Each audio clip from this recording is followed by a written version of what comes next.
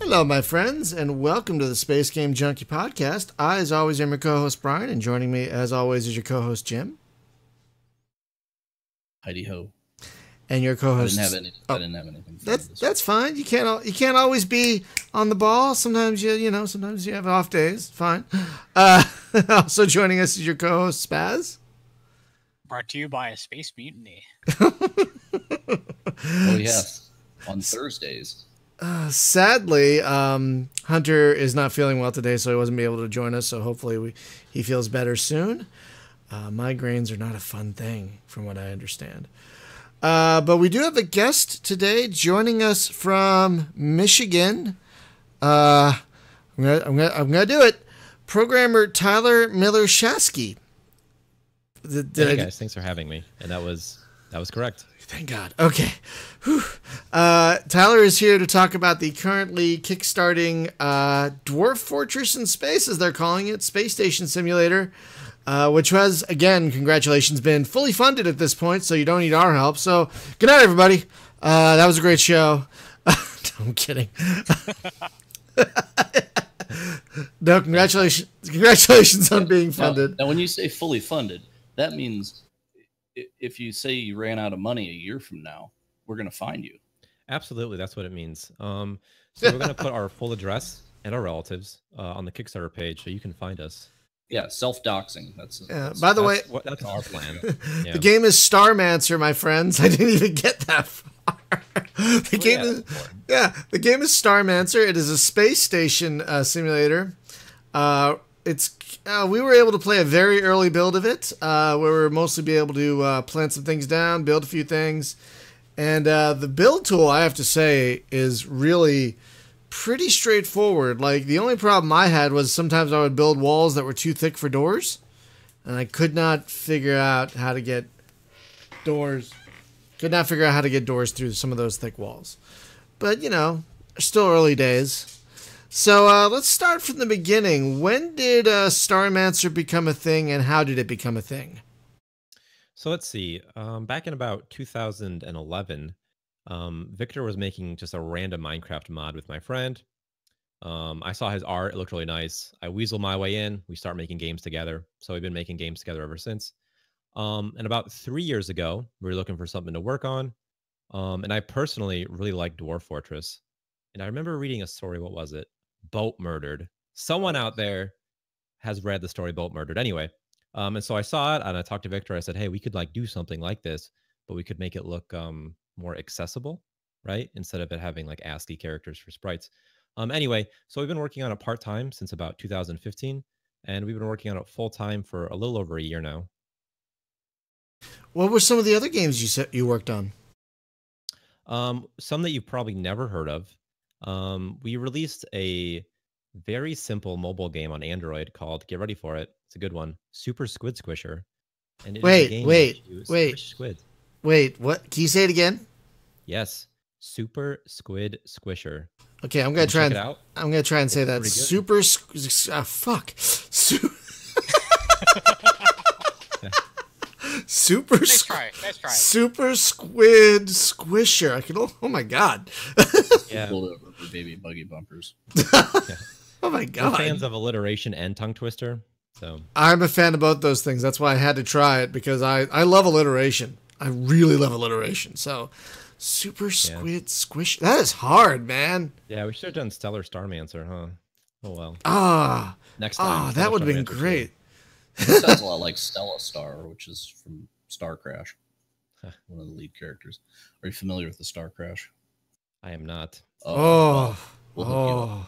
It's if you have Netflix, it is on the first season of it is on the current season of MST Mystery Science Theater 3000, and you could watch it that way if you had Netflix. I don't know what Mystery Science Theater could possibly add to that movie. They make it pretty great. Quite a bit. Okay. They did a really great job with it. They really did. I mean, yeah, it's already got Christopher Plummer and David Hasselhoff. I mean, with a laser mask, with a laser sword, fighting robots with a lightsaber. That's right, David Hasselhoff. And some of the skimpiest clothing you will see in a science fiction movie that isn't porn. because oh my god. And they got a sheriff robot talks like this. Oh my god, I forgot about the sheriff robot. Oh my god, that movie. That's the best. Anyway, that shit came out on Blu-ray, and I could not get this one fast enough. How's it look on Blu? Real quick, how's it look on Blu-ray? Does it looks freaking amazing. It's a good transfer. Okay. Because, yeah, well, the most expensive thing about that movie is the film stock that they shot it on. They used like super primo film stock for some reason to make a 50-cent movie.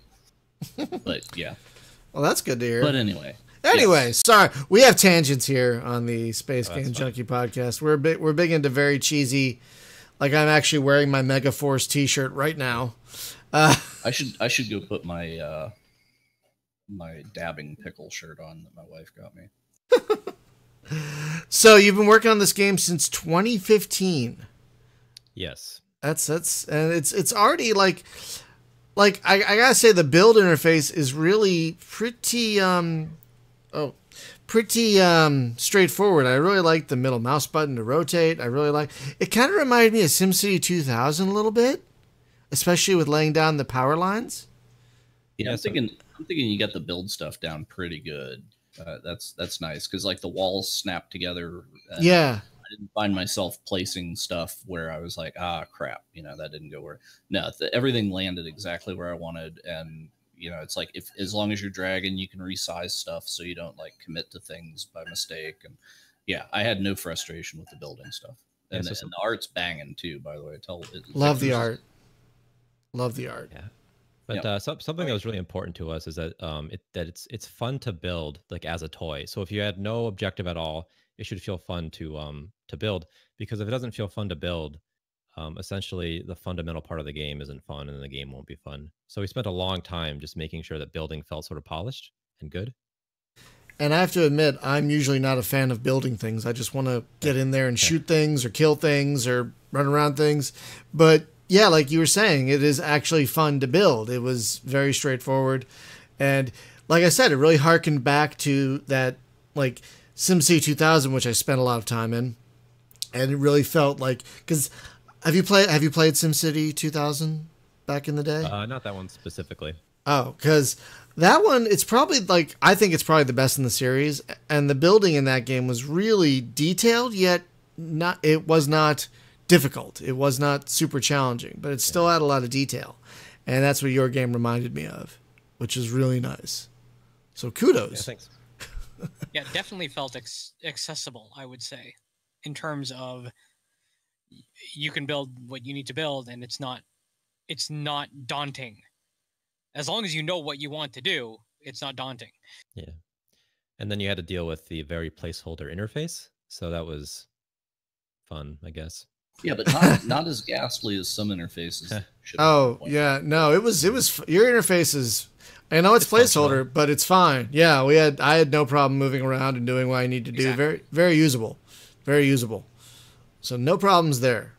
But yes, so the interesting about your station builder, which is unlike, say, other builders like Startopia and whatnot, is that you're actually a physical representation in the game.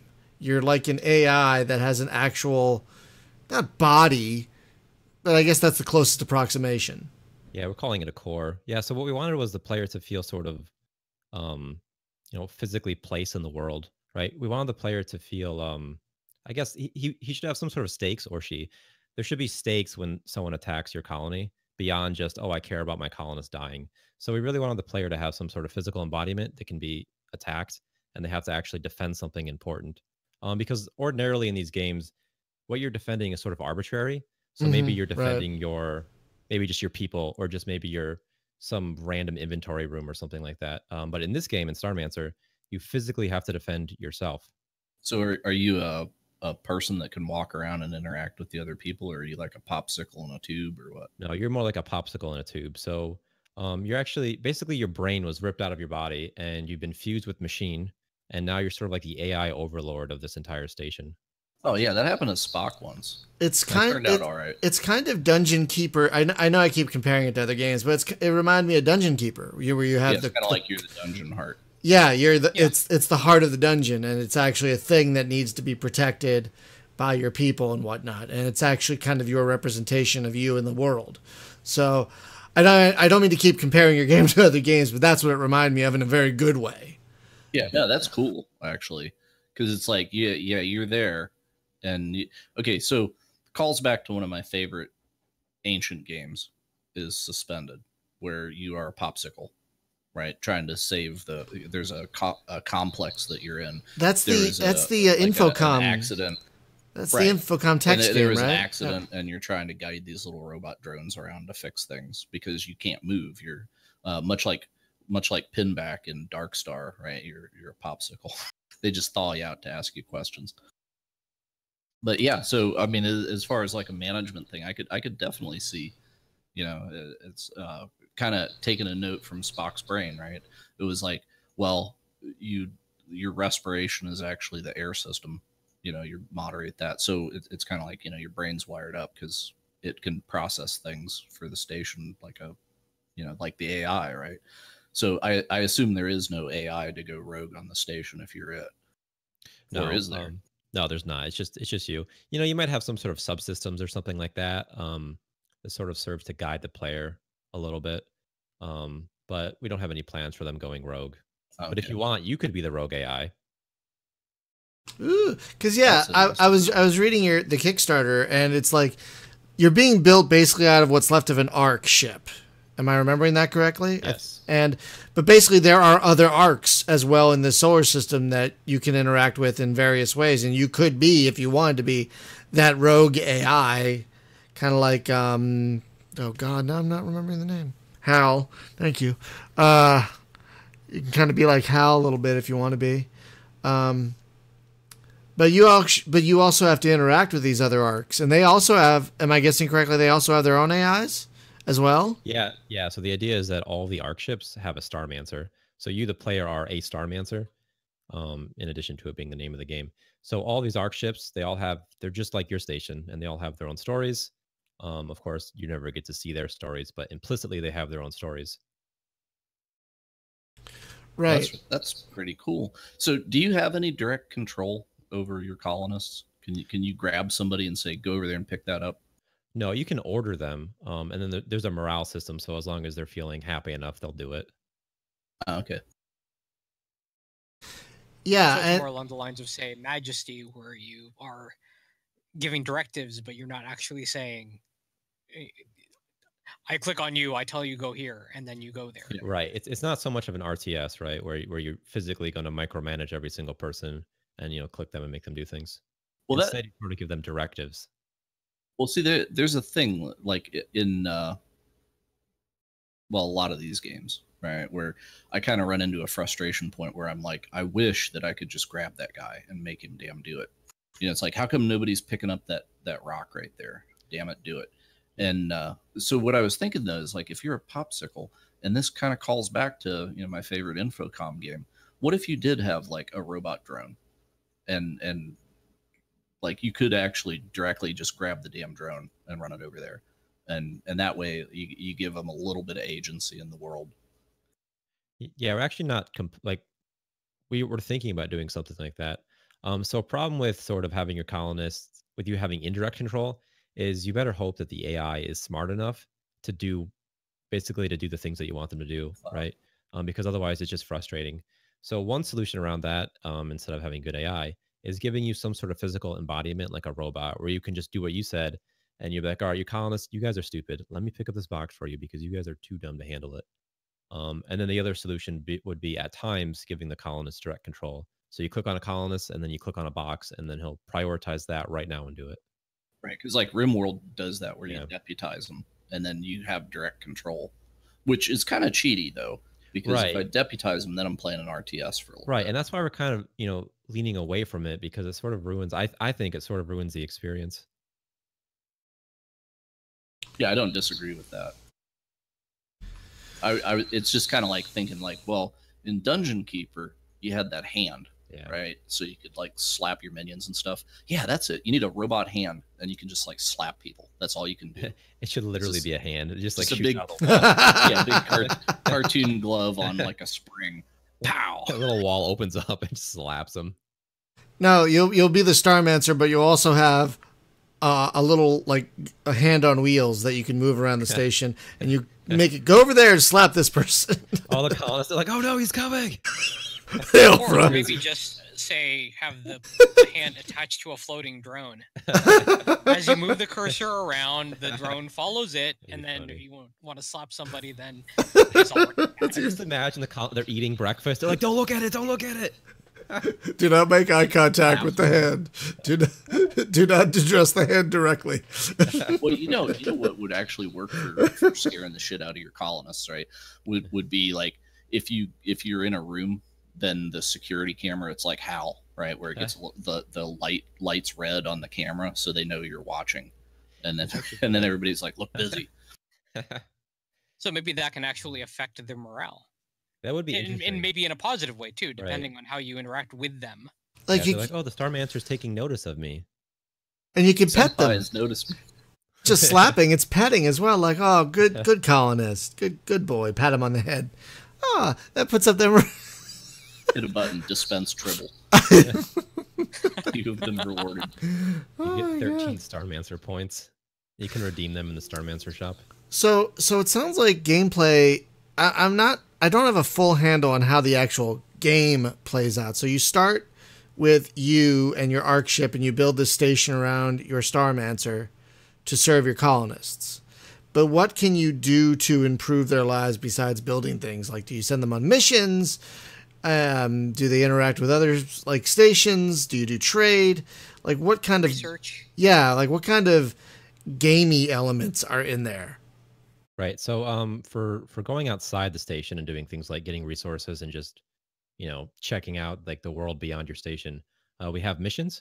And so you put your colonists in a bunch of ships, you give them a destination and a thing to do. They go out and then they come back with, the rewards if they succeeded. So it's sort of similar to jobs in The Sims, where they're rabbit hole style encounters. They get in, they fly away. You don't get to see what they do because that would just be unrealistic for us to make like all these crazy, interesting looking places.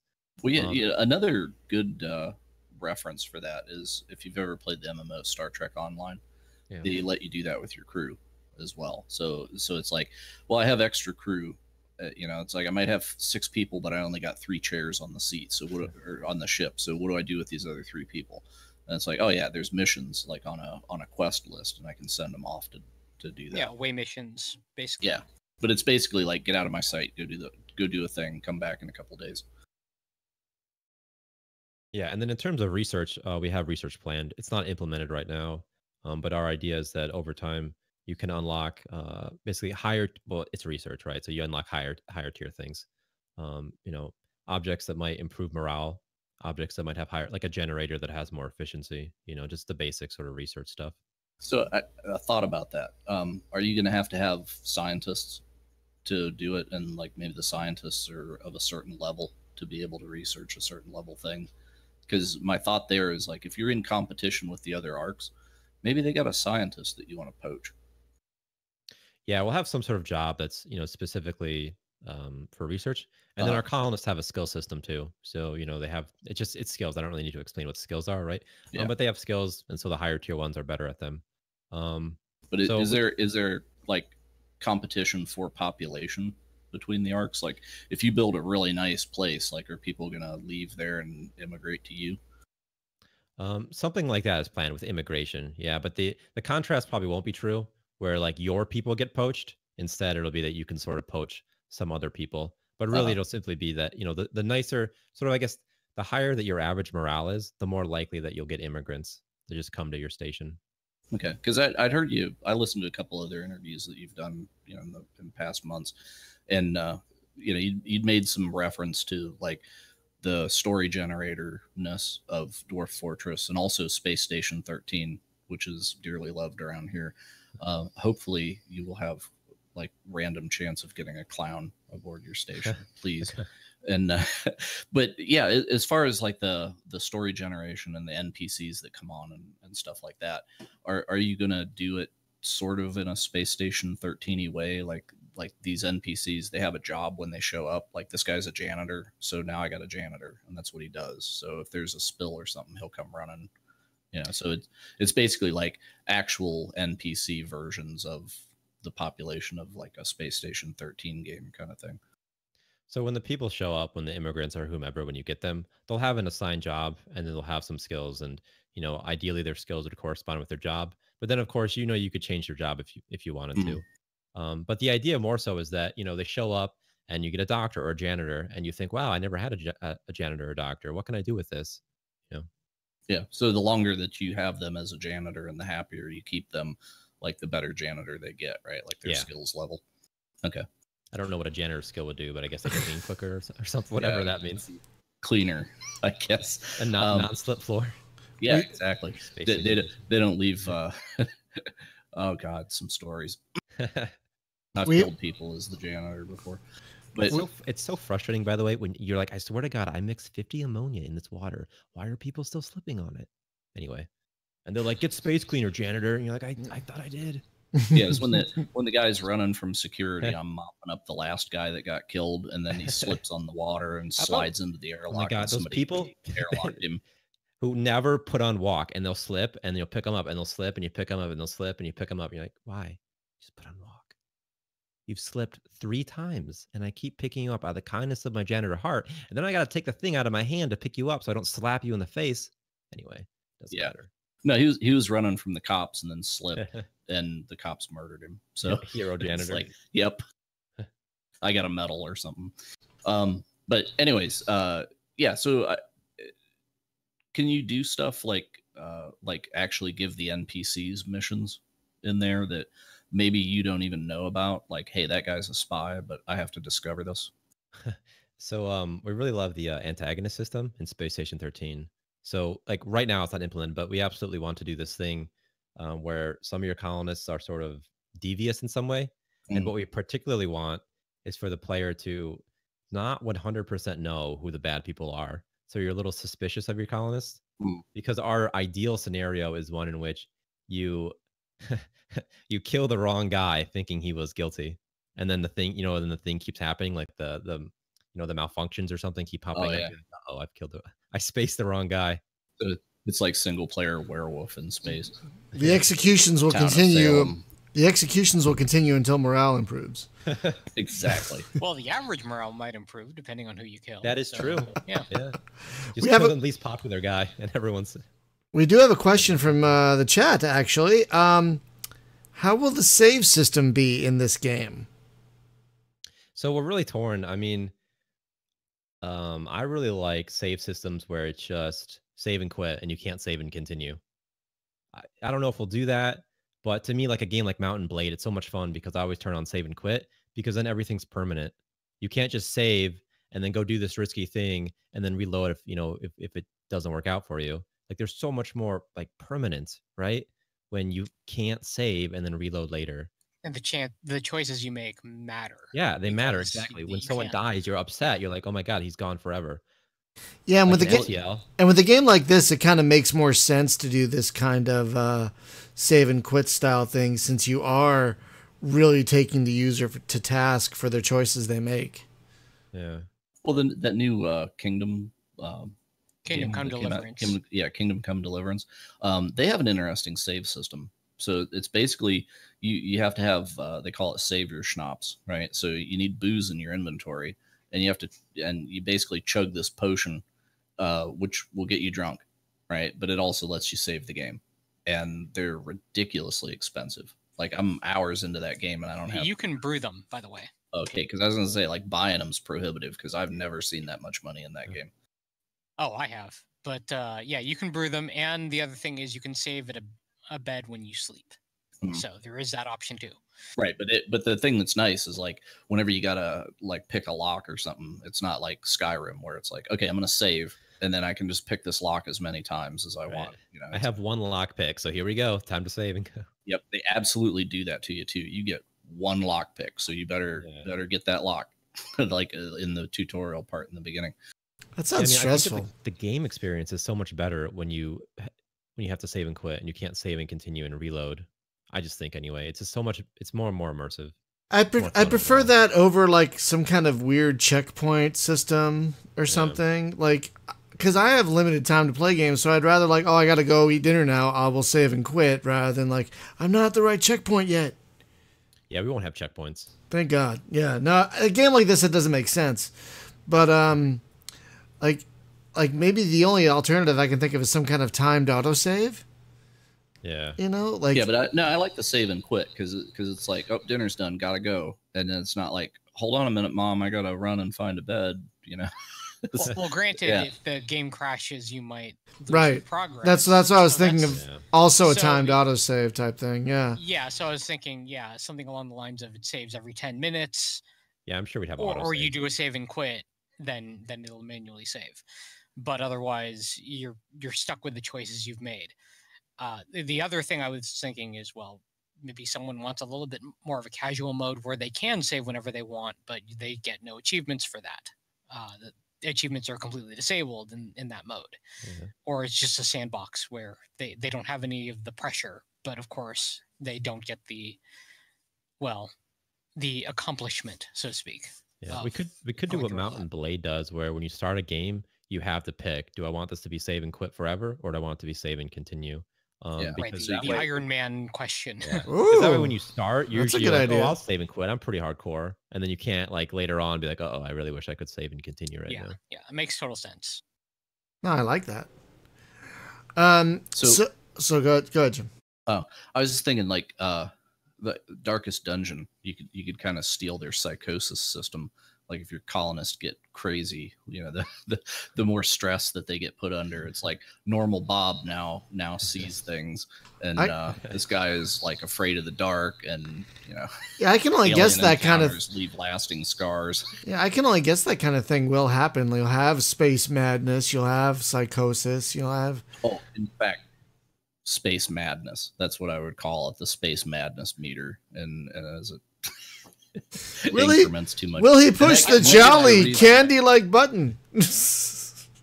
That gives you a reason to have like your space brothel and your space church and all those things to give them somewhere to go de-stress before they explode. That is a good. That brings up a question though. Will there be things like brothels and churches and things like that where the people can unwind? For So I example, don't know about churches, Mental but we have repair. bars planned, alcohol planned, both because having a space tavern is cool, and also just because it's very cool. It's an easy way to sort of unwind your colonists. I want a game called Space Tavern now. We'll halt there- progress and make it. wasn't there that adventure game based on the book series? Oh God, I can't remember now. It was some kind of space bar, but space bar. But it was Interstellar Truck Stop. That's my new game. But it was something like there was a series. There was like books, and they made an adventure game out of it. No, I can't. I'll have to look it up. What was I saying? So how do you interact with the other space stations, in the system? Besides, like, I mean, will there be trade? Will there be diplomacy? So there's trade. The way trade works is trading ships just randomly show up occasionally, and when they do, they have their inventory on board, and you basically you take it or leave it. Then we have a credit system, just because that's we're fans of capitalism, I guess, and so everything has this inherent value to it. And then I think I should know this, but I'm pretty sure that every trader, they value things differently, just on the specific faction. So anyway, so you can barter with them, or you can just buy in straight up credits or sell in straight up credits.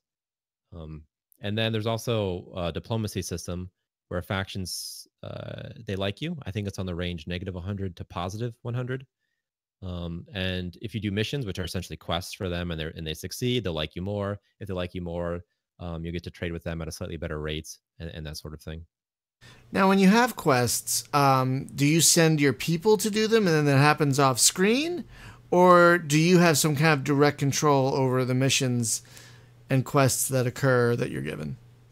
No, so a mission will pop up and it'll say something like, "Help rescue our asteroid miners," or something like that. And so you select a mission, and this is implemented right now. So you select a mission, you select how many ships you want to go on, and it'll have a minimum amount of crew that needs to go on, and a minimum amount of resources and that sort of thing.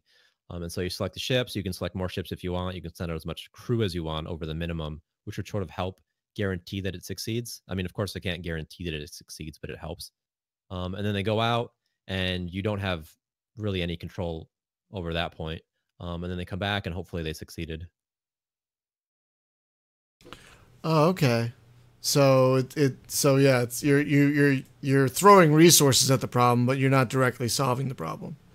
Right. Okay, that kind of makes sense. So you're always in the station, basically. Yeah. Yeah. So that brings up a thing like with Dwarf Fortress, right? You know, strike the earth, right? So in this game, as several other space station-y games, where it's just like, well, you're floating in space, you're not attached to anything, so there's no resource pool there, right? And it's not like you're on an asteroid where you dig into it and find things or whatever. So how does that work out? Or have you considered maybe attaching the space station to an asteroid or something? That way you can kind of dungeon it in there. So how does it work out in terms of expanding the station, or how does it work Well, out in like terms where of do you resources? get your resources from? Yeah, so the missions are sort of two-part. They're both quests, and then you can create your own missions. And the missions are essentially any time where you just send your colonists out on ships, and you can create your own missions. The types are what I think: mining, scavenging, exploring, and diplomatic. So you could, if you need some ore, you create a mining mission, and then you send out however many people you want to go mine, and you actually pick the physical location, the asteroid, the moon, the planet, or whatever, and then you send your people out, and then they come back with the raw resources, because otherwise you're in the middle of space, right? Where would you find these raw resources? Yeah. So do you have like an opportunity to survey, like Dwarf Fortress? You get to scrub around the map and look like, okay, I'm going to put my colony here because of resources or whatever. I want to be in a certain place. Do you get a choice like that, or you're just like out in the open and it doesn't matter? Yeah, our plan is for the launch, or for release anyway, is that you'll have some control over starting. And then you'll be able to see sort of what planets are nearby, maybe how close you are to the sun, and that sort of thing. So you can sort of see, basically you can choose, okay, am I going to have a lot of resources? Am I going to have a high frequency of pirate attacks? That sort of thing. Yeah. And do you have like aliens out there as well that, I don't know, like, can you build a market and then you start getting visitors and then you turn into like Babylon 5 at some point where you have to deal with like a bunch of aliens that maybe don't like each other, and your colonists may or may not like them or whatever. So our short-term plan for aliens is that aliens will sort of be kind of like mysterious and a little spooky, maybe, instead of the I guess Futurama style aliens or Star Trek style aliens. So we want aliens to be alien, like a cosmic event sort of feeling, where maybe they abduct your colonists, or maybe they have this thing where they're like, hey, give us some colonists and we'll upgrade your reactor for you. So what kind of... Oh, sorry, go ahead. No, that's fine. I was just kind of agreeing with that. Sure. I was just wondering, so, I mean, you have missions that can affect, like, what resources you have on the station, but what kind of things can go wrong on the station besides, like, the usual mechanical problems? Can there be, like, oh, no, can there be space madness? Can there be the kind of weird Star Trek-ified psychosis stuff that happens? Like what alien diseases? Yeah, exactly. Like what can happen? What are some of the, like, give me some examples of what can go wrong on your station? Yeah, sure. So besides the obvious, like your life support failing and everybody dying, right? What we have planned are things like a sort of space, I can't say this word very well, space plague. I also can't say bagel correctly, by the way, but that doesn't matter. Bagel with cream cheese. Bagel sounds fine. Aren't as intimidating though as space bagels. If you have space bagels, you have to have space schmear. Clearly, that's of course a requirement. So we'll have cows, obviously. Oh, good. So you can get butter for your bagels. Absolutely, dude. Absolutely. If you have cows with little space helmet bubbles on, and then they're just like tethered outside the station. Just come here. I'm a fountain of stupid. And then in addition to butter, we'll have Amish people that'll make your butter for you. Space Amish. Oh my God, Space Amish. That seems... They're really torn morally. They're like, we don't support technology, but we're on a space station, so. Well, I mean, how did the Arks get to where they are? Were they fleeing a dying Earth? Like, what is the backstory that brings the Arks to where they are? The backstory is just this absolute trope of, something bad happened on Earth, and they had, and people had to flee Earth. And so the story anyway is that instead of physically loading all these bodies, they just uploaded all their consciousnesses into these Ark ships, and they just sent them out. And then when you land, you grow new bodies in tubes and biotanks, and you actually upload their consciousness into this new body. So you re-sleeve them. I know what you've been watching on Netflix. What's that? God, I love that show. Called? Altered Carbon. Yeah, that's what it's altered. Yeah, I actually just watched Altered Carbon. I'm like, no, our idea. Like, well, but that's interesting though, because now if you have resources, you can start mass producing colonists. You just stamp them out. Like so 3D our, print them. our idea is that when your whole colony dies, it's not game over. So if you spend all this time making this really elaborate station and then everybody dies, ordinarily in games like this, that's it, and your colony's gone and your station's gone. But now all you do is you clean up the dead bodies, grow a new batch of colonists, and they never have to know what happened to the first group. What? That's great. It would be interesting too if you had to pay to save individual colonists. Like, they have to dock and upload, and that way if they do get killed and they haven't saved their clone lately. I'm playing Eve right now. Guess what? But if they haven't like saved their clone state, then they lose the skills since the last time that they did. Yeah, we absolutely want to do that. Where you basically, it had to be some sort of expensive or something like that, right? Yeah. But where you can save certain colonists. Where you're like, hey, I like you. You're important to me. I'm gonna make a backup. I'm gonna make a backup of you, essentially. Yeah. That's kind of amazing and kind of creepy. Well, that and like if you like double sleeve somebody, you can risk it, but they might be crazy. Yeah. Now, and so in terms of what goes wrong, we want to play with the idea of sort of body dysmorphia.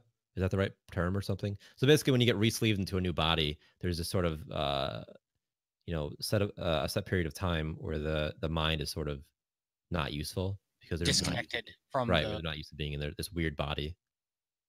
So is it going to be like multiplicity where you make a copy of a copy of a copy and the copies start getting dumber and dumber? Yeah, it's like a VHS tape. Yeah, exactly. Is it gonna be like will your clones, if you make too many clones, will they start having genetic problems? Will they start wasn't there a Star Trek episode where the clones were dying because they cloned themselves too many times and their DNA? They thinned out the genetic. Yeah, exactly. Is that gonna be like something that could happen, or is that like too much detail? So that might be too much. It's actually an interesting idea. It would be nice if essentially every time someone is cloned, there's just a chance of something weird happening. Yeah. The best thing would be if I there's love a chance that. of essentially going crazy. Oh, that'd be fun too. That'd be fun too. A Yeah. cool story. Or they pick up like one random personality trait every time, and you don't know what it's. Or every other time, make it really like. Well, yeah, make it a chance for a trait to be picked up, but exactly. But I was thinking more along the lines of, well, you can clone them, but then they lose some of the experience that they had before. Yeah, that's a good trade-off too. As an alternative. And then as they gain more experience and you clone them again, then you don't lose as much because that's second or third or fifth, however they may be, has already gained some experience by the time that the cloning process happens again. And so they're not losing as much. They can sort of build on from there. So the longer the line survives, well, the better the descendants will be, if you want to put it in those terms. Also, wouldn't it be so creepy if there was just a colonist talking to himself in his bedroom after he had been cloned, and you're like, yeah, that's gonna happen. I better lock that door. Now, can you make a moon situation where it's just one colonist and a robot? Yeah, if you wanted to. So we really want to encourage players to just do, to role play as this weird AI doing whatever it is that they want to do. Yeah, like if you wanted to kill colonists off, this would be a very interesting mechanic. So they could have like a trust level, right, that is amongst the colonists. So maybe some people just by default don't trust the AI, but other people are like, dude, the AI is, flawless, whatever. And as long as you actually keep up with things, they trust you. But if you start letting things go to shit, or if you get caught killing somebody, so you might have to be creative about how you allow failures to off people that you don't like. Yeah, it's really interesting. So basically making it look like an accident. Yeah, so basically, you have to engineer accidents for your people, because you can't just like space them out the airlock, and let everybody know that you did it. Right. So basically, so mechanically, it would have to be something like there's a cause of death, and a colonist discovers the dead colonist, and if the cause of death is something like, I don't know, asphyxiation, perhaps that's your fault because of it. Okay, well, the AI didn't allow something, didn't allow this to didn't have the life support functioning. But if instead you poison them, you poison their food or something, then the cause of death could potentially be unknown, or just random death, or you give them a heart attack or something like that, an aneurysm. Industrial accidents. Yeah. Could I recreate the classic Sean Connery movie Outland with your game? I'm kidding. Yes, I'll say it now. You absolutely can. Absolutely. That's fucking great. Nice. I actually did want to change tack a little bit and ask you about your Kickstarter. Yeah. Because your Kickstarter is already funded. We said that, and that's awesome. But I'm curious. I'm always curious about how Kickstarters are run, how they go. Did you look at, because I've rarely seen a Kickstarter, especially for a space game, funded as quickly as yours. So did you guys look at other campaigns and see what they did right, what they did wrong? Like, how did you prepare for your... a massive list of spreadsheet, spreadsheet of like hundreds of Kickstarters that I just looked at. And I looked at things like their average donations, all their sort of rewards, and sort of how they were, structured. So I looked at some Kickstarters that made a lot of money, and then Kickstarters that didn't make that much money, sort of to see, I guess, what people like. And I guess my idea is that people don't read anything really. What they skim. Oh no! Right? Like what people, you're probably not wrong. You're not. I don't think you're wrong. Oh no! You skim the page, and that's it. You're not reading anything. If you put something important in a paragraph, you can expect it not to be read. And so the way we design our Kickstarter is basically spoken like a true jaded game reviewer. You're in good company here. So basically, what's the score? So you have a lot of images. That's true on your Kickstarter campaign. You have a lot of header images. You have a lot of representative images, GIFs of the game. Is that one thing you did to kind of keep users scrolling down the page? Yeah, we designed it so that basically, if you just scrolled it, you'd have some idea of why you should be excited about the game. And a lot of people will essentially sort of look at the images and maybe they'll read the big text. Maybe they'll read the bolded things, but probably they won't read any of the smaller text. And so, like, for instance, we have some biotanks. So we chose the images so that if someone just saw this image of a biotank, they'd think, huh, that's cool. Apparently there's people in tanks. I don't know what it is, but it looks interesting. I like the idea of it. And then we let their imagination sort of take hold, because whatever players imagine is always better than what you can possibly say anyway. Okay. And they have to sort of fill in the blanks, right? Even if there aren't blanks, then you slip in anyway. You slip in some subliminal messaging. That's what we should have done. Like one frame in every single. It's like why is there a naked woman in this? Obey, just obey. Every on some slow browser sideways. He just sees like a big penis for a frame. Put the sunglasses on, and suddenly Kentucky Fried Chicken. Put the sunglasses on, and suddenly you can see just a big dick. That's all you see. No, that's genital jousting, Space Edition. Oh, it'll be sorry, I got a little. I don't know why there. You guys don't like that game. There are many reasons, but anyway, we do not need to go into right now. Yes, or ever. But no, I mean, of how it makes me feel. That's why I play genital jousting. It's art. Good answer. I don't like how it makes me feel inside. Very good answer. No, because I was looking at your Kickstarter today, and I was noticing how concise it was. Because I'm a big Kickstarter backer. I love Kickstarters. I back a ton of them, and I've seen every type, from lots of text to little text to just a couple of videos, and there doesn't always seem to be... Did you find any pattern as to what's successful? Because you did mention a few things like people don't read and whatnot. But did you find... Because I have not been able to really find a pattern. Right. It's really weird because success or failure for any particular Kickstarter could be so many different reasons. I mean, maybe for instance, maybe the game looks awesome and the page is just weird. Or maybe the game sort of sucks, but it sort of came at a time when people were really hyped for the style of game. Right. And so there's like no pattern to what makes it, hey, what works and what doesn't, which is really difficult when you're designing a Kickstarter. Yeah, I'm sure. And even when you're looking back, you're like, what made our Kickstarter good or not? You have no idea.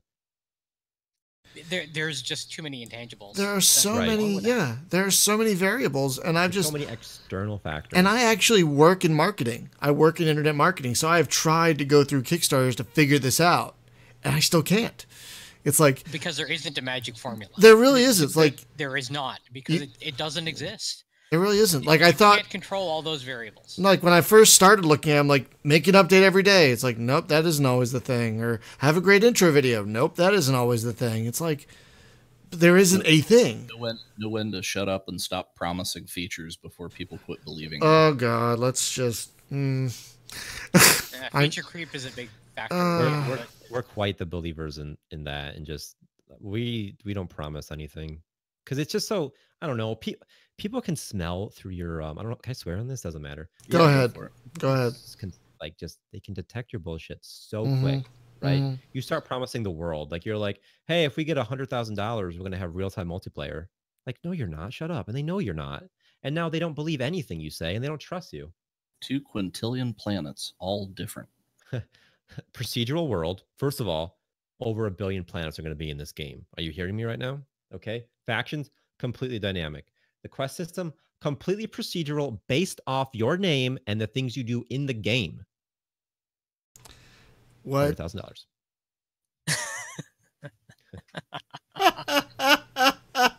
He gets paid by the word, ladies and gentlemen. Paid by the word. Yeah, our funding is procedural as well. Everything's just say the word procedural. That's like everyone's favorite word. Just say procedural. We're gonna make this game for a random amount of money, and could be a lot, could be a little. Rolling the dice. It's just like going to the casino. It's fun. Can you make your station a casino if you wanted to? Will you be able to do that? That would be really cool. One day, hopefully. That would be awesome. There could be totally random, like Tharsis, where if you actually run out of funding, then you have to eat the other developer. Yeah, Victor, want to come to America? Your game. I believe your game does have cannibalism. Am I remembering that correctly? You are not remembering that correctly, but we would like to add. Oh, okay. It actually does have cannibalism indirectly. So what you can do is you can make nutrition bricks out of biomass. So no! Make biomass, Soylent Green, and you can make biomass out of people. So yeah, you can. Yeah, I was picturing like zombie style cannibalism, where like people just start ripping each other apart and eating. No. Whoa, this is creepy, because it's so technically creepy. You could get killed, turned into Soylent Green, and then reborn into a new clone, and then eat yourself. Oh, weird space fetish. Gee. Yeah, that'd be a thing. What if they have what if someone develops a fetish, like a creepy need for that biomass? Just imagine that for like you're role playing the AI, and all you do is a million gyms. One living gym, and the other gyms are just feeding. They'd be like, not Jim again. Oh no! So funny. Can we get some barbecue? Last night. South Park. Can we at least get some barbecue sauce on this, Jim? Some mayonnaise, something? Add a little flavor to this, Jim? Jesus Christ. Oh, no. I love that idea, though. It's so creepy. Actually, it's so creepy. Just it's so creepy. You have like this locked door, and the one gym is always like, well, how come that door's always locked? I can never go in it. And just behind it, there's just row after row. Now, speaking, I just had a thought. Like, you're the AI of a station, but like, can the people like turn off the sensors in a room so you can't see what they're doing? So like, you have that locked door, and the other gyms can't go in, but you can't see what's going on in there either.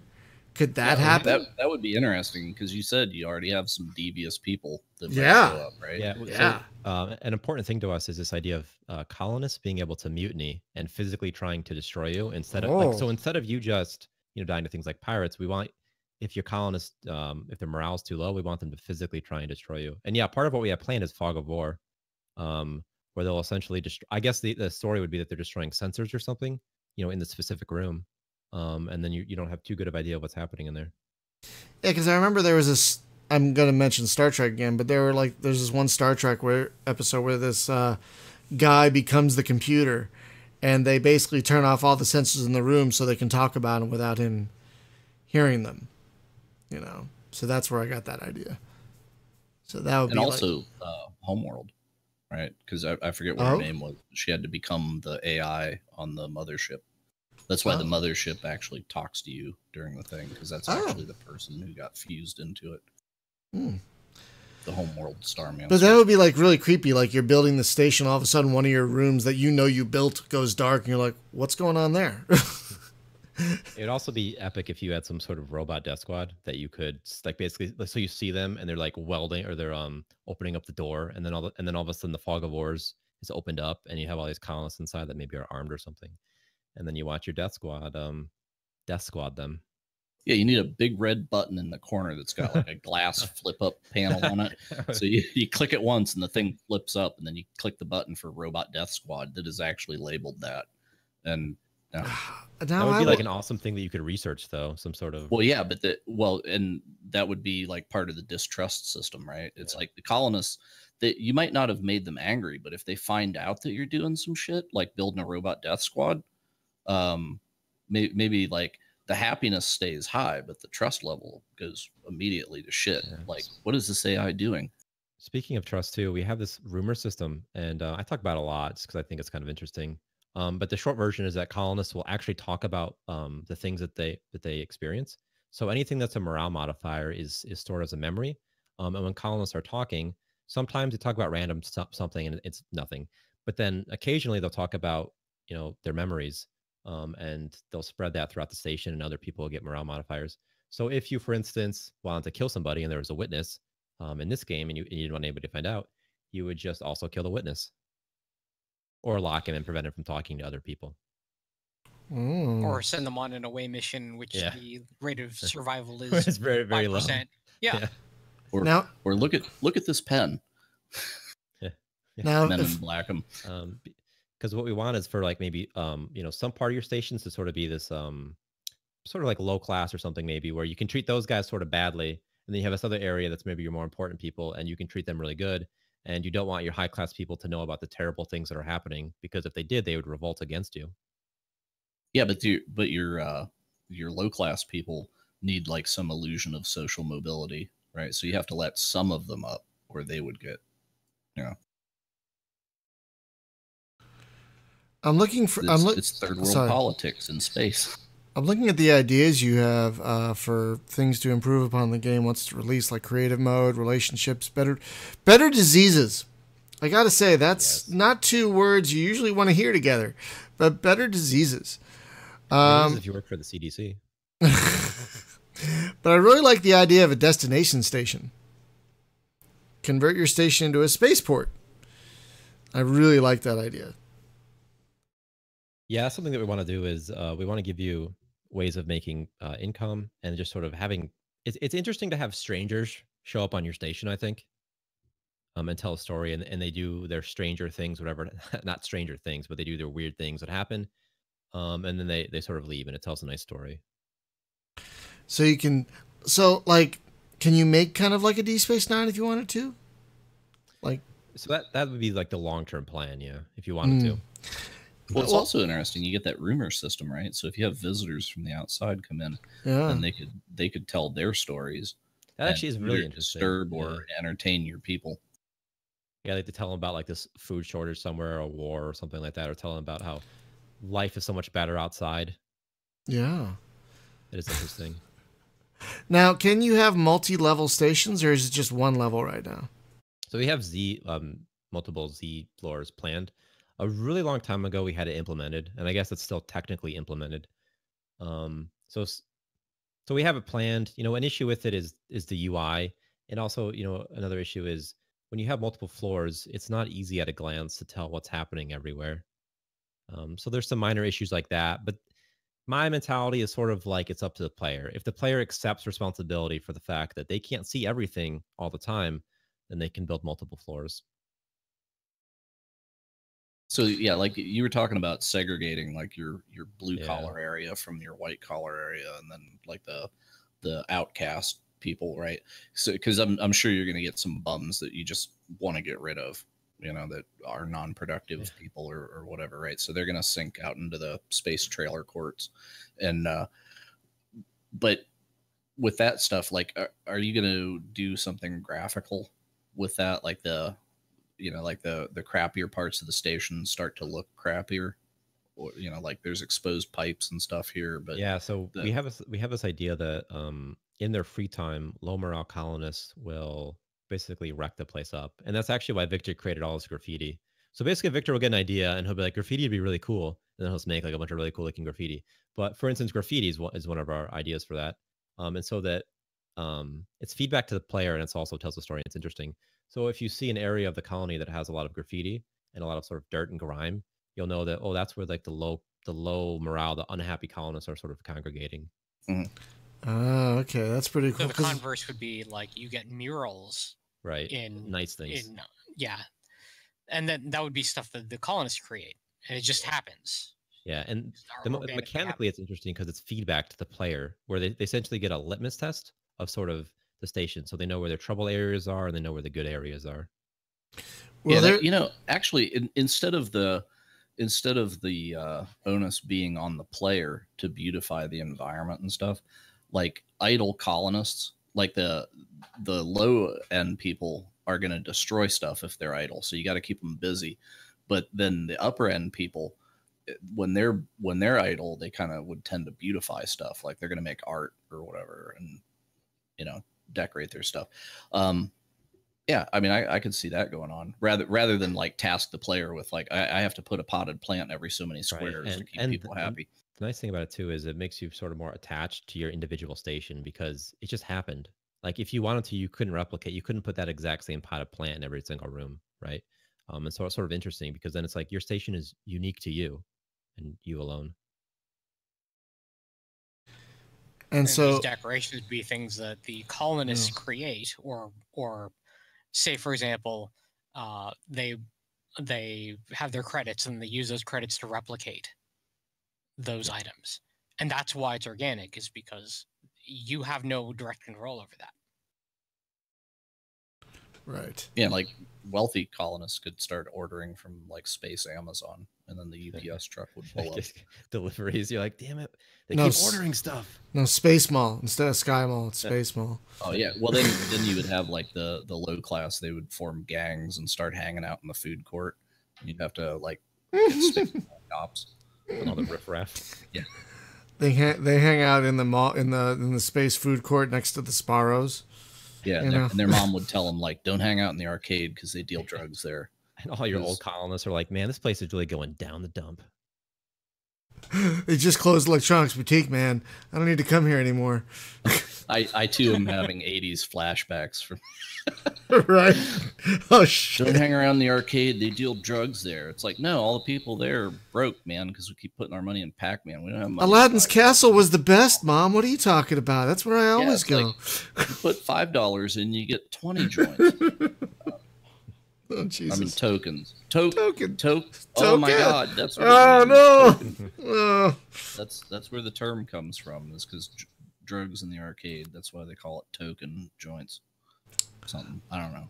So how far along would you say the game is, Tyler? Like, is it ready for? Would you say it's ready for Steam Early Access? Is it like even in alpha? Like, what would you call where it is right now? So, I mean, the way that we develop, I guess, I mean, I can't speak for how other people develop, but the way we develop is we try and make everything as releasable as possible. So we essentially work on, both Victor and I, we come together, we talk, we decide what we're going to work on every single week.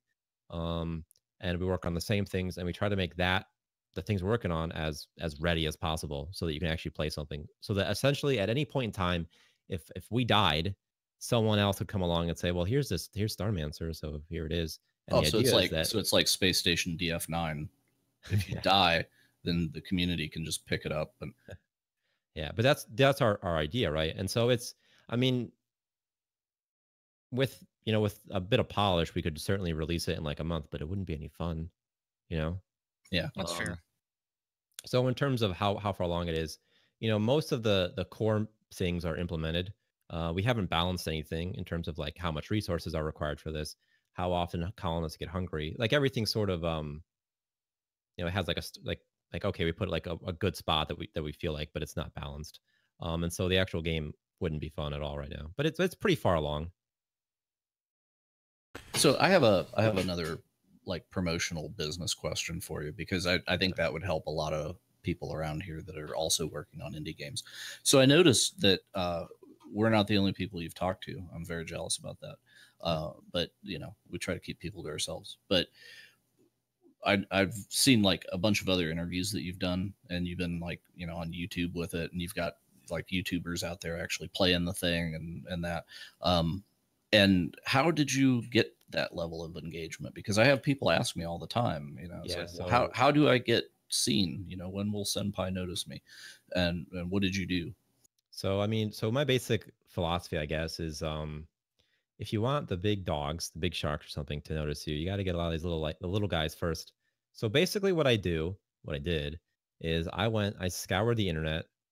You know, I typed in YouTube, RimWorld, Space Station 13, whatever. I went to, you know, subreddits for small YouTubers, and I essentially got all their contact information and just, you know, contacted them, right? And be like, hey, check this out. It's pretty cool. I got this stuff over here. Here's my press kit. I got some video on it. You can play the demo. You can put it up on your YouTube channel, whatever you want. That's what I did. Basically, just trying to take a proactive approach of just telling people, hey, here's this thing. Want to check it out? Yeah, sometimes that's all it takes, really. Well, and it's nice because you get that engagement before you do the Kickstarter, and then the Kickstarter. The hell was that? Joan being funny. It's a long story. There is a guy that we used to play MMOs with, and his mom would yell at him in the background. So she was don't eat the whole box. Oh, it was just like embarrassing shit that his mom would do, and he was a grown ass man too, which was funny. But anyways, yeah. So if you get the engagement started and then do the Kickstarter, as we see, the Kickstarter tends to do a lot better than if Kickstarter is the way that you try to get engaged. Right. A lot of developers, you'll see them, they have this idea that if they can just release it on Kickstarter, if they can just put it on Kickstarter or Steam, then for some reason the whole world will flock to it, they'll notice it, and they'll love it. But that's simply not the way it is, right? You know, you have to engage the community beforehand. You have to market and get exposure beforehand. Ideally, the Kickstarter would not be the first time that someone had heard of your game. But a lot of times it is. Right. And there's nothing you can do about that, of course. But you need to try whatever ahead of time to market your game. Yeah, I think like in the early days, it's like, oh, there's a thing on Kickstarter, and the press actually watched Kickstarter, and that's how they got awareness. There was so much like maybe sort of naivety. Yeah. But it was like, it was magical. It was like this game would be on Kickstarter. And you're like, oh my God, this is great. And you're like, I'm definitely going to give this money, because like, you didn't think that it would fail back then. You just were like, this is awesome. This is so great. This is a game I love. Everyone has the best intentions. Yes. And then, we've been jaded or maybe we had some reality, and, it turns out that sometimes games aren't fun. Sometimes they don't get made. And so now it's way harder. Yeah. Well, it's like this week with System Shock, right? It's like those guys got like $1.5 million. Yep. And then they, as I understand the story, they basically like built a demo to the specs that they told in the Kickstarter.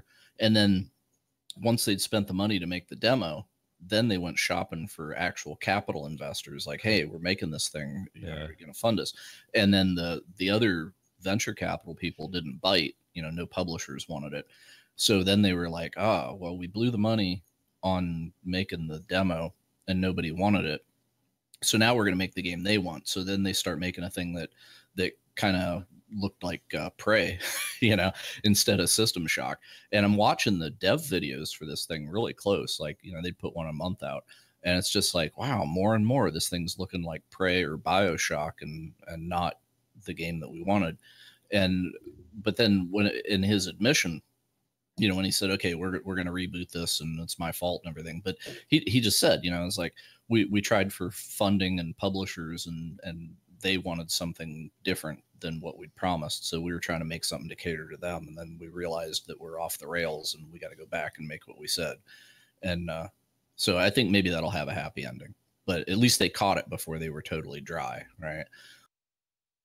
But yeah, that's the thing. Like the Kickstarters, like even with best intentions, sometimes things just kind of spin out. And something that I think a lot of people don't at least appreciate is that it takes time and to make a game, and then the developers want to stay alive, and so it takes money, right, to keep them alive. And then developers, they have families, they have mortgages, they have bills they have to pay, so they can't just get by off $10 an hour or something like that. And so it's expensive, I guess is my point. When we've talked to a lot of people that were like, well, I'm doing this part-time, but I'm going to do a Kickstarter so that I can quit my job and do it full-time. And it's like, no, you need a lot of money for that. Like, don't do that. You need a lot of money. You're going to quit your job and only have funding for a year. Good luck. Hope you don't die. Yeah, because at that point, we're not paying for the game. We're paying for your lifestyle. So, so that all these things, confidence problems. Well, ultimately, for many projects, reality ensues. And reality is harsh. Right. And real life, in real life, are you going to work 40 hours a week and then give it your all part-time making this game? Are you really going to do that for 2 years straight? Really? Probably not. Because maybe sometimes you want to go to the movies, and maybe sometimes you're just bored or frustrated. Sometimes you just want to play a game. Yeah, or you hit writer's block, the programmer version. It happens. Yeah. Right. Yeah, so what, as the programmer what engine is this? Is this Unity? This is in Unity, yeah. Okay. So are you finding, have you run into anything that you struggled with along the way, like the whole isometric deal and getting things to occlude properly in that? Or is there any kind of technical like breakthrough that you had to make? Yeah, so I mean, like Unity's lighting system, for instance, just didn't work at all for what we needed, both in terms of performance and just the way it worked. So for our lighting system, we had to completely write something from scratch, essentially, because what Unity has just really doesn't support. Something with Unity too is just, I guess, their game object creation system is sort of resource intensive or something like that. Yeah. Which is the biggest reason that it takes so long. If you hold and drag a huge foundation in Starmancer, the reason it takes forever isn't anything I'm doing. It's just because of Unity creating all those game objects. Yeah. So whenever, let's say, like you get a bunch of walls up, do you have some procedure there that actually fuses those into a single object, or do you track them as individual wall sections forever? Because that's the thing. Like I've seen several people make like Lego spaceship games. And it's like, my God, how do you get a ship that's got like 10,000 bricks and like keep track of all that? And some of these guys have done. I saw the algorithm the one dude did, and it just like melted my brain. Like, oh wow, because he's doing all this vector calculation about what can be seen and what needs fused and what he can omit, and So for us, the walls specifically and the floors and everything works the same. It's a fairly simple system. I think it's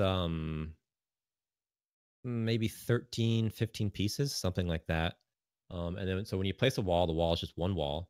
And then it checks all of its 8 adjacent, like neighbors essentially, and see if they're walls as well, if they're matching walls. And if they are, it selects the appropriate piece, rotates it, and positions it.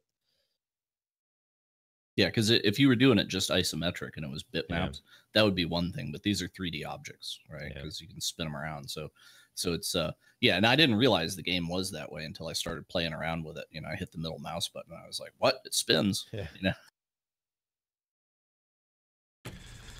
Let's say, by the way, a minor thing too that no one's going to find that interesting is the unit test performance in Unity is so bad. And recently in like 5.5 maybe, they incorporated some sort of change where one test would take place in one frame, which means at most you can have, it seems to be 60 tests per second. It is garbage. It is the dumbest thing in the world. So we have something like 2,000 unit tests.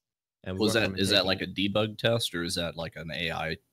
Oh, so what it is when you program something, and then if you make a unit test for it, so let's say there's a bug, and then you make a test for it, then you can ensure that bug will never occur again, or that at least in one specific way it'll never happen again. So essentially, you're programming a bunch of new things. You run all your unit tests. If everything passes, great, you didn't break anything.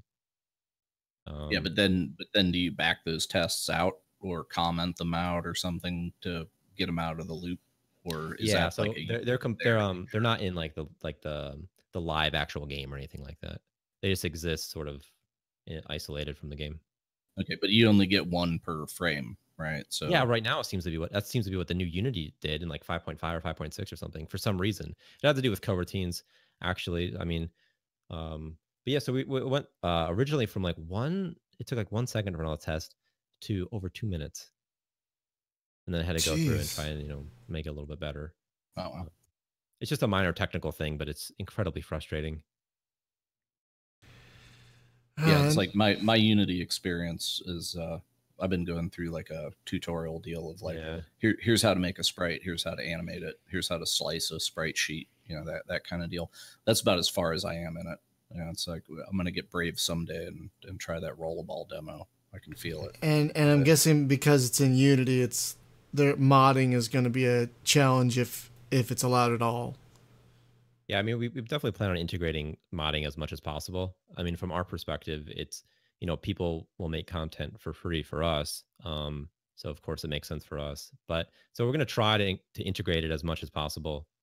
So I don't know if we'll actually use like anything within Unity for modding, because you can have asset packs. I think they're resource packs or something. I don't know if we'll actually do that or if we'll just make something completely custom. Have you looked at RimWorld's code at all, like the way that mods get made for their stuff? Because I'm curious about that. I've never cracked one of the mods open or looked at their mod tools, but they've got a thing. It's crazy modular. Like I see all this junk on the Steam Workshop, and it's like, well, I think that game is in Unity too. And my experience with Unity before this, I did. It was like Unity 3, like way back in the day, and I was barely any kind of programming on it. But it was just kind of consulting in it as design, and hearing the limitations come back from the programmer, where I'm like, well, can it do this? And then hearing back from him like, no, because they package assets this way, so we can't just dynamically load stuff out of a directory because it's got, and maybe that has all changed. But it doesn't seem like Unity's real friendly to like, here, drag a bunch of crap in this mod directory and we'll deal with it. Right. No, it's not. It's basically intended for, we're going to put all your assets. You build the game. And if you want to add more assets after, like, good luck. So we're going to have to deal with the good luck part and sort of figure out our own solution. Yeah. Well, I mean, with all the workshop stuff out there, there's people that have solved that problem. Yeah, absolutely. So what's that game? The tabletop simulator, that's made in Unity, right? Yep. Oh, is it? Yeah. Yeah. Yeah, and that thing's nothing but workshop. Right. It's entirely moddable. So obviously there's solutions. So, are you going to get onto Steam, and do you think Workshop will be a thing? We're planning on a Steam. Based on the games that are on Steam, I can't see why we would get declined, right? Oh God, yeah. Fair, totally almost fair. 7,000 games being released on Steam last year alone. Jesus Christ! I mean, look at some of the games. So it's like people are like, "Are you going to get on Steam?" I'm like, I don't see why we wouldn't. I mean, so you're going to do some microtransactions and loot boxes and so what we're planning on put in a is battle royale mode. So obviously, what we're planning on is if you at a certain point you'll have to pay to keep playing. But it's going to be fun though. So what you can do is you can grind in-game currency, or you can spend $1. And if you spend that $1, you have a chance of getting a new colonist, extra playtime, or a random resource. And also like all the palettes and stuff and like the wallpapers, those actually come from the loot boxes. And it's really fun, I think, for the players, because like they'll open a loot box and they'll get like a new item and they'll be like, holy crap, this is really cool. I can finally do something. So it'll be exciting for players. And I got a great idea. Instead of pay to win, pay to save. So you have to get a save token out of a loot box so you can save your somewhere. No. 99 cents, please. You thought that save schnapps was bullshit. That's what we should do for save and continue. You have to pay $1. Insert coin. You heard it first here, people. Actually, no. Save to load. You pay. You pay your 99 cents, and then you pay your 99 cents if you want to load that save. That would actually be awesome. You're just inserting another coin to continue. And if you wait like more than 12 hours, we'll automatically corrupt the file for you. Jesus Christ. And you gave me a gauntlet flashback, like all the quarters that you'd have to feed in. And I thought, well, like, engineer needs food badly, and then you could actually have Death be like a visitor to the station, and he just wanders around like killing people. And you have to figure out how to get Death off the station. Magic potion, of course. I don't know. See, I'm a fountain of dumb. Just come in here anytime. I will hook you up. Right. So how far would you say you are from actually hitting 1.0 out of curiosity? So we try to be conservative with our estimates because there's just all sorts of things that you can't foresee. So we're fairly confident that we can have the game released by the end of this year. So what we really mean is January of next year. So we're fairly confident, because it's still pretty good now. Like I said, we just have to really balance out things so they're more fun. Because right now you technically have a game, when we're playing. But it's a game that would be fun for about 2 hours, and then you get frustrated because like tomatoes are just way better than wheat or something like that. Right. Awesome. Yeah. So are you going to have perhaps some kind of an assistant in there where it's like, I want this thing, or why is that happening? And maybe have like an advisor thing. Yeah, so our idea is that the sort of story behind, because we're kind of like immersion sort of snobs. So our idea is that there'll be maybe AI subroutines or something like that that'll give you advice, sort of like in Black and White, where you have like the angel and the your good and bad conscious. So sort of something like that is our idea, right? Where it'll be like, this is your subroutine speaking now, and we noticed that a bunch of people are reporting issues of being hungry or something. And then the devil subroutine. Kill them or something like. Oh, it would be the daemon. Starved. Puns for days. Yeah. So yeah, so it would be like, you could say get that and then send them to the matter reclamator. Yeah, there's two ways you can solve this problem. You can do it the nice way, or you can do it the efficient way. Yeah, and then we'll also, if you zoom in really far, we'll have ants that you can see crawling around. It's a Black and White 2 joke. I don't know. I just remember Peter Molyneux hyping that up. He's like, you can see ants if you zoom in.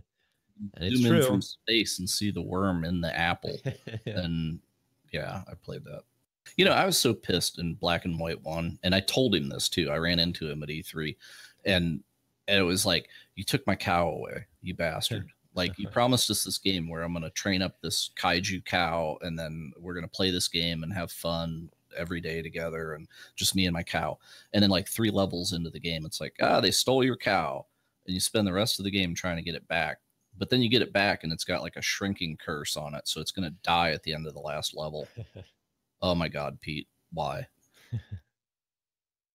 And I think everything bad that's happened to him after that has been a result of my curse that I levied on him that day. Yeah, I think so.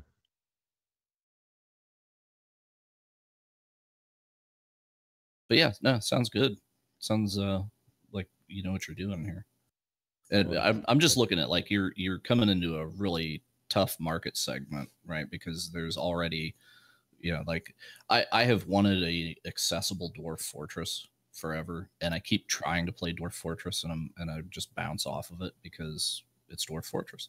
Right. But things, like RimWorld and that speaks to me, but there's like that, and there's Hearthstone or Stonehearth rather, not the Blizzard game.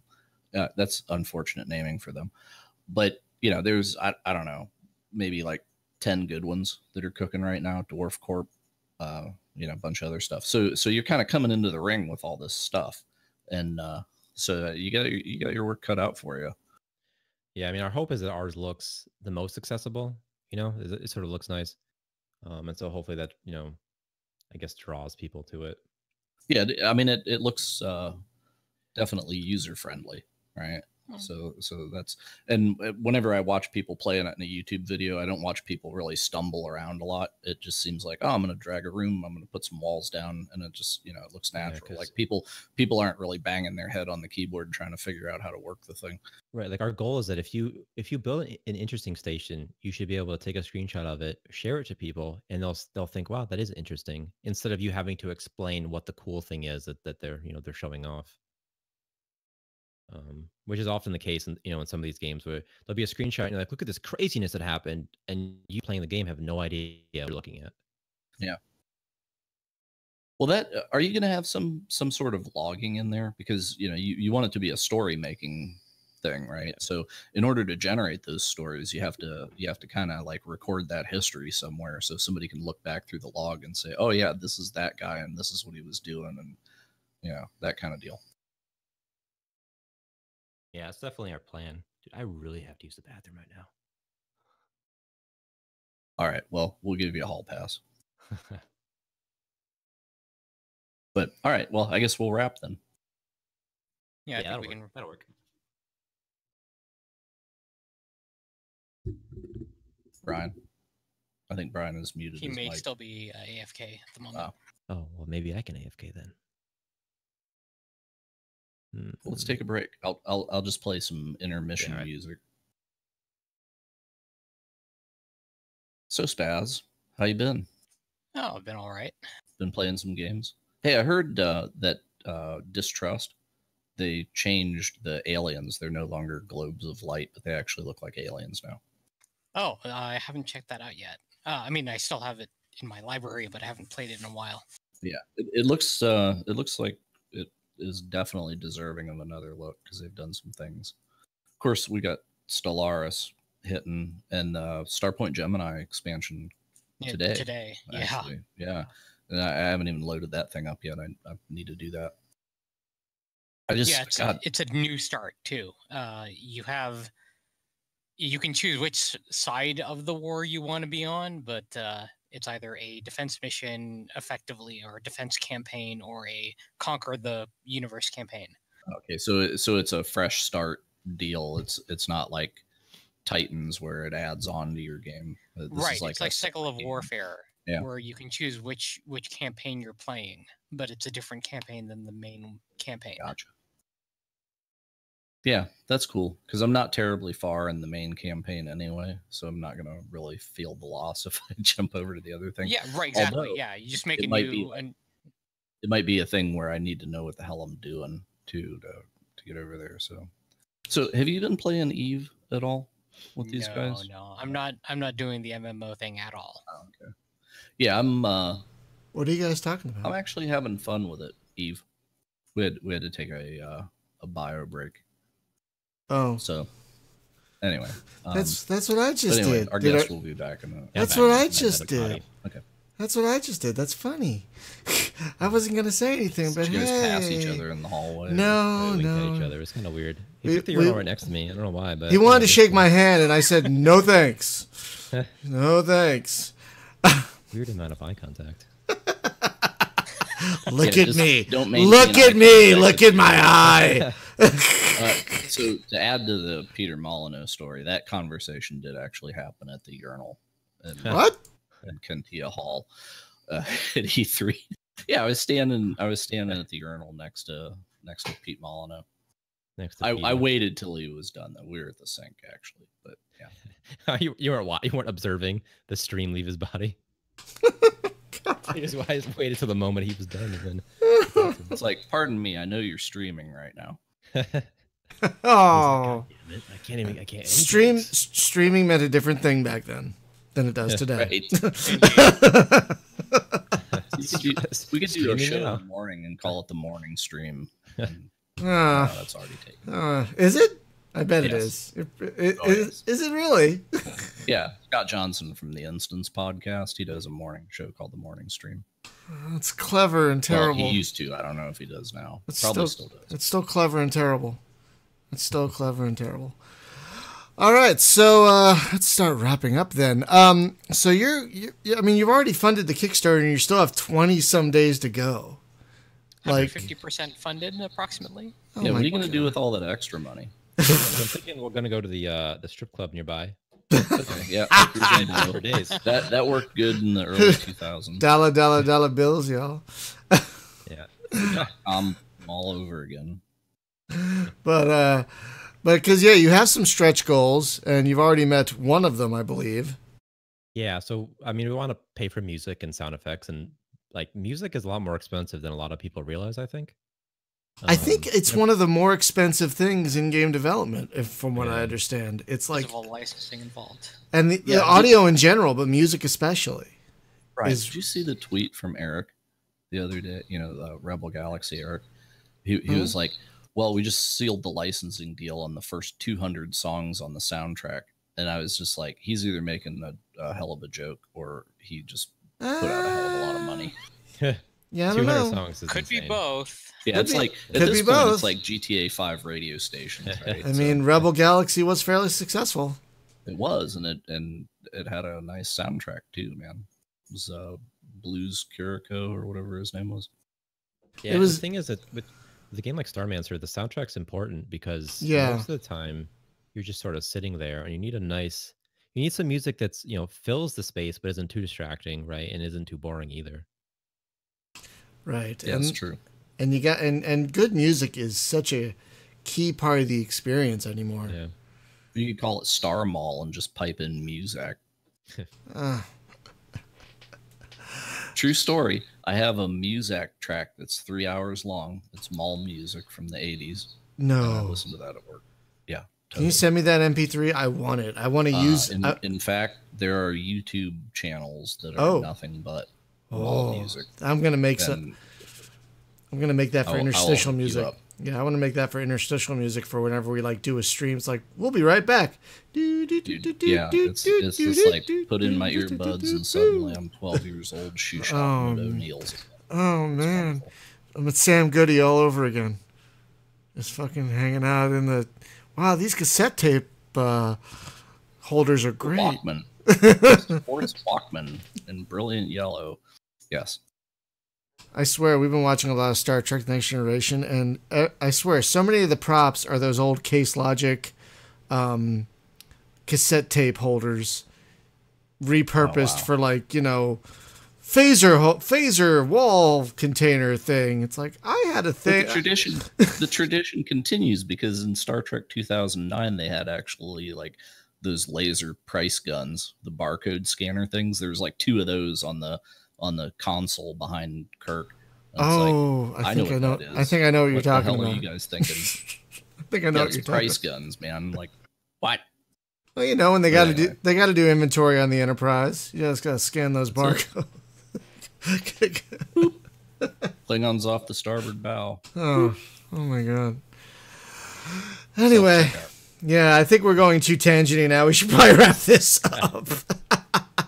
Rails? What rails? So we left We're those in alone. space now. It's like when you go bowling and they put the barrier in the gutter, so you just can't possibly lose. Oh, That's where we're at. Oh man, the barrier in the gutter. It's always so sad when you see that because you're like, oh. Because getting gutter balls is part of the fun, I think, of bowling. And I have the most fun. So, Tyler, I want to thank you for stopping by and talking about your game, even though, again, you didn't need us because you guys got funded. And congratulations again on that. Tyler, write this down. You got it. Bowling alley. We need the Ooh. ability recreationally to put a bowling alley. in We'll the just space convert the station. gun range into a bowling alley. I always joke at Victor that sort of looks like a bowling alley anyway. Yeah, totally. Or Skee-ball. combine the two. Like one guy bowls, the other guy shoots. You have to shoot the ball. Fun for the whole family. I really Just like it. However you get them pins down, man, it don't matter. Nobody messes with the Jesus. Also, bowling ball weapon confirmed. Well, Pirates got bowling balls can be a weapon in any Photon case. bowling. In any case, bowling balls can be a weapon. In 0G, Yeah. Yeah. Oh my could god. be dangerous. You whip that thing fast enough. Shit. Yeah, Don't you go just- through a wall. Well, you know how they do that like blacklight galaxy bowling crap, right? Yeah. So you could call it photon bowling, and you actually like rip off the Star Trek noise of the photon going pew. You know? Whenever people like get a strike, I don't know.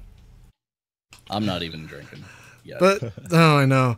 So, folks, next week on the show, and speaking of drinking, next week on the show we are going to Peter talk. Molyneux. We're going to talk Elite Dangerous. Oh God, worse. The Can we get Raven on for this? no, Does I anybody know David? Please. or Sandy. It's I kind of need funny. Sandro We were and his gonna hat. we if you've listened to the show long enough, you've heard mostly Jim, but all of us really just complain about Elite Dangerous. We love it, and it's such a disappointment. We want to love it, and yet we can't. And so So next week we're going to the hazardous salt extraction site in the ring. we're gonna Yeah, the hazardous site that is us talking about Elite for the entire show. We're going to just complain about Elite. We have to say good things because they're dropping that patch on us that day. We are getting it. We didn't plan this, but their next big patch, which has wing missions and things, finally, drops next Tuesday, the same day we're going to be doing this podcast. So the game probably won't even work because everyone will be logged on. It'll probably crash. We're going to get not only the Tuesday terror of Steam going down, but that. Oh my God, you're right. Private instance. Here we go. You're right. You're right. We should. Can we have to meet up somewhere? We'll do it in open. We're talking about that already. I can't remember the name of the system we're going to be meeting up in, but I'll post it somewhere. So yeah, that's what we're talking about next week on the show is Elite Dangerous. The love we have lost basically with the game and how it could be doing so much better, basically. And what I mean, it could be doing, especially now that I'm playing Eve again. Right. And it's just like, man, this would be like they wouldn't even have to get any assets or do anything. They could just change this little thing, but they're committed to being like as opposite of Eve as possible. After you've played a game with actual meaningful gameplay that matters, going back to a game like Eve where it's like, oh, I'm doing another mission just for some money. Okay. Oh, I can grind faction. I can grind Federation rep to. Okay, it's like we'll talk about this next week. But no, the difference is you still grind the same, but in Eve you're scared. Well, not only that, there is a tension, but it feels like what you're doing actually matters just beyond money. You know, it matters just beyond a number somewhere. So, and that's a preview for next week. That's preview for next week. This Thursday for the LAN party, we are going to be playing because my buddy Joe from the Upper Memory Block podcast gifted me a copy. Thank you again, Joe. Lords play some old bullshit. Lords of Waterdeep. Lords of Waterdeep. Yeah, that's what we're playing. He gifted me a little. Yeah. If you guys don't know, the Upper Memory Block podcast is a podcast where Joe Mastriani takes a deep dive into one game of the DOS and pre-Windows XP era. So it's basically it's the late 80s to the late 90s. Should have called it, instead of Upper Memory Block, you should have called it the Boot Floppy Podcast. Because that's like every game he talks about, it's like, oh yeah, I had a bitch of a time making a boot floppy for that thing. If you haven't listened to it, my friends, it is a really great podcast. He does a deep dive for one game pretty much every show. He's talked a lot about various space games. Go check that out. I do dearly love that show. It's a wonderful show. Listened to some of them for he did shows about TIE Fighter, Jagged Alliance, Star Trek: A Fallen Unity, all these classics, and he's done all this research, and it's just him, like doing like a radio show of talking about the game. I don't know how he does it. I couldn't just talk by myself for an hour or whatever. It's rubber duck, man. You get a rubber duck, put it on your monitor, and you talk to the duck. Maybe that's what he's doing, but I don't know if I could do that. But it's a great podcast. But he gifted me a copy of that game, so that's what we're going to play on Thursday. And friends, we did mention Eve. Our second Eve MMO meetup is coming up this Sunday at 9 a.m. Pacific time. You can either watch the stream or join us in game. There are details on the Steam forum and on the site how to meet us up in game.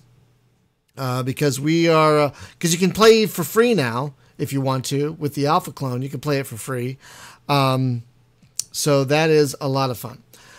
And finally, we want to, as always, thank our Patreon subscribers because you guys help make this possible. You help pay for hosting. You help pay for all the other stuff we do around here. You're responsible directly. And we are actually refreshing our Patreon to have more tiers. We're going to have a couple new tiers. We're going to have some new rewards. So keep an eye out for that. But yeah, every dollar you contribute to the Patreon helps pay for hosting all the podcast files. It helps to pay for a wide array of things and more things we might do in the future. So I want to thank you, everyone who subscribes to the Patreon for that. And if you haven't yet, it's patreon.com/spacegamejunkie.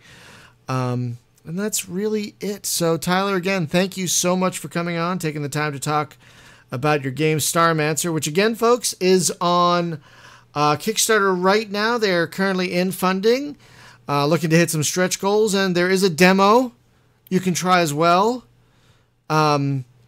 It's very early, very bare bones, very basic, but it's very fun just to build things and see how fleshed out and efficient the building tools are, because it is really, like I said, I don't like building things, and I was having a good time just building stuff in this.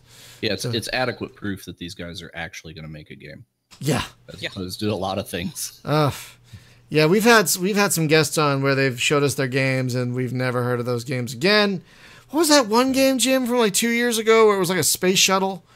And like the guy clearly didn't want to be there, and we didn't want to be there. And yeah, I could name it, but I won't. Yeah, but you know what I'm talking about. And like I know exactly what you're that talking game about. just all but disappeared. And it's just really sad when that happens. But we can just tell from this from this. Yeah, but we can just tell from playing the demo here that this is going to go places, and we're really excited to see how it goes. And we'll definitely have to have you back on once you hit 1.0, like later this year, early next year, whenever that happens. Yeah, for sure. But folks, again, thank you for listening and or watching, and we'll see you next week on the show. Have a great night. Bye.